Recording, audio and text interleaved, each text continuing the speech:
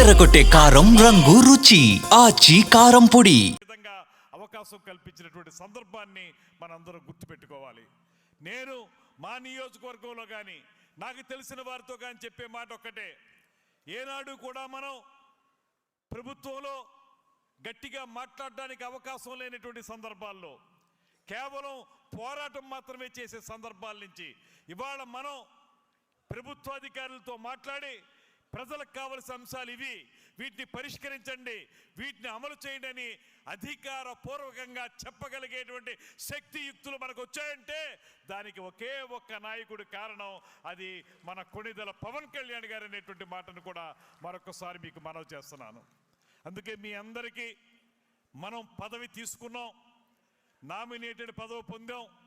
ఈ పదవి పొందిన తర్వాత పదవి అనేది అలంకారప్రాయం కాకూడదనేటువంటి మాటతోటి ఈ పదవి ద్వారా మనకి ఏ బాధ్యతలు సంక్రమించాయి, ఏ హక్కులు సంక్రమించాయి, హక్కుల్ని మనం ఎలాగ తీసుకోగలుగుతాం, దాంతోపాటు బాధ్యతలను కూడా తీసుకోవాల్సిన బాధ్యత మనందరి మీద ఉంది.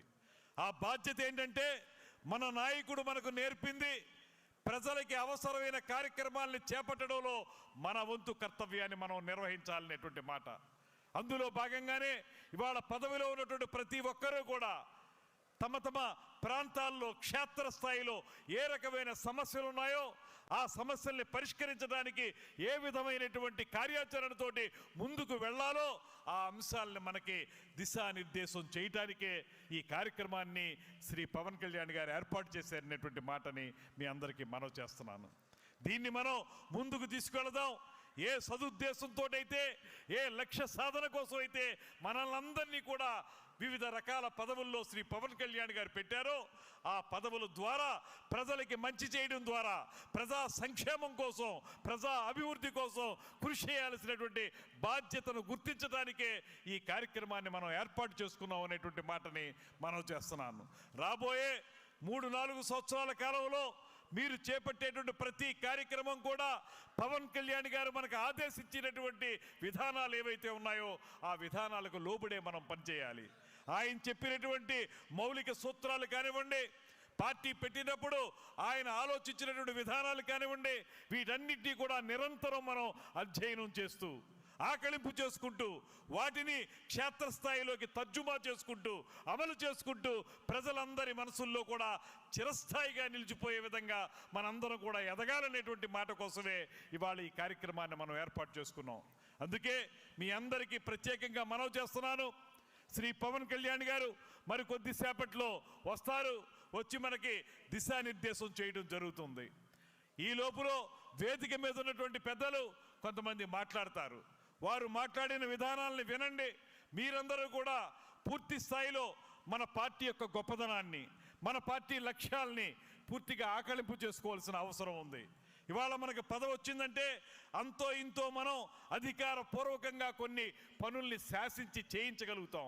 ఆ శాసించే క్రమంలో మనం మాట్లాడే ప్రతి మాట కూడా ప్రజా సంక్షేమం కోసం మాత్రమే మాట్లాడాలనేటువంటి మాటను కూడా ఈ సందర్భంగా మీకు మనవి చేస్తున్నాను. దానికి సంబంధించే ఇవాళ మీ అందరికీ కూడా ప్రత్యేకమైనటువంటి మీ అందరికీ అభినందనలు తెలియజేస్తూ, మన డిప్యూటీ సీఎం గారు వచ్చిన తర్వాత వారు మాట్లాడే ముందు కొంతమంది పెద్దలు మాట్లాడతారు.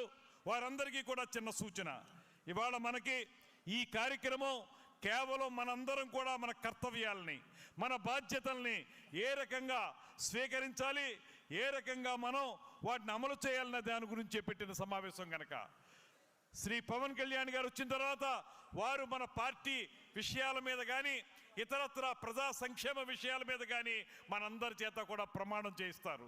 ఆ ప్రమాణాన్ని మనం మనఃపూర్తిగా దేవుడు సాక్షిగా వాటిని ప్రమాణం చేసి వాటిని రాబోయే రోజుల్లో అమలు చేయడానికి కృషి చేయాలనేటువంటి మాటని మరొకసారి తెలియజేసుకుంటూ, ఇవాళ ఎవరైతే ఈ వేదిక మీద మాట్లాడబోతున్నారో వారందరికీ 2-3 సూచనలు చేస్తాం. మీరందరూ కూడా మాట్లాడేది 2 నిమిషాల నుంచి 3 నిమిషాల లోపు మాత్రమే మాట్లాడాల్సినటువంటి అవసరం ఉంది. అంతటితో మీ ప్రసంగాన్ని ముగించాలి. 5:45కి మన డిప్యూటీ ముఖ్యమంత్రి గారు వస్తారు. వారు వచ్చే లోపల మనం కార్యక్రమాన్ని ముగించుకోవాలి. నేరుగా సబ్జెక్ట్లోకి వెళ్ళండి మాట్లాడేవారు.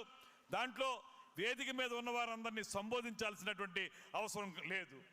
గత ప్రభుత్వంలో నాయకుడిగా కానీ కార్యకర్తగా కానీ మనం చేసినటువంటి పోరాటాలు కానీ మనం చేసినటువంటి ప్రజా ఉద్యమాలు కానీ ఏ రకంగా మనం చేసాం, ఏ రకంగా సమస్యల్ని పరిష్కరించడానికి కృషి చేసామనేటువంటి మాటని కొద్దిగా క్లుప్తంగా తెలియజేయండి.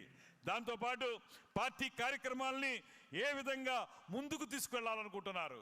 గతంలో కార్యకర్తగా ఉన్నాం, నాయకుడిగా ఉన్నాం, ఇప్పుడు ఒక పదవీ బాధ్యతతో ఉన్నాం గనక ఒక పదవీ బాధ్యత స్వీకరించిన మనం ఏ రకంగా పార్టీ కార్యక్రమాలని విధానాలని ప్రజల్లోకి తీసుకెళ్లాలనేటువంటి మాటను కూడా మీరు ఆ మాట్లాడే దాంట్లో చెప్పండి. అదేవిధంగా ఈ మొత్తం ఏవైతే మనం పాయింట్స్ అనుకుంటున్నామో ఈ పాయింట్స్ యొక్క ఫ్రేమ్ వర్క్ ఏదైతే ఉంటుందో దాంట్లోనే మనం ప్రసంగించాలి.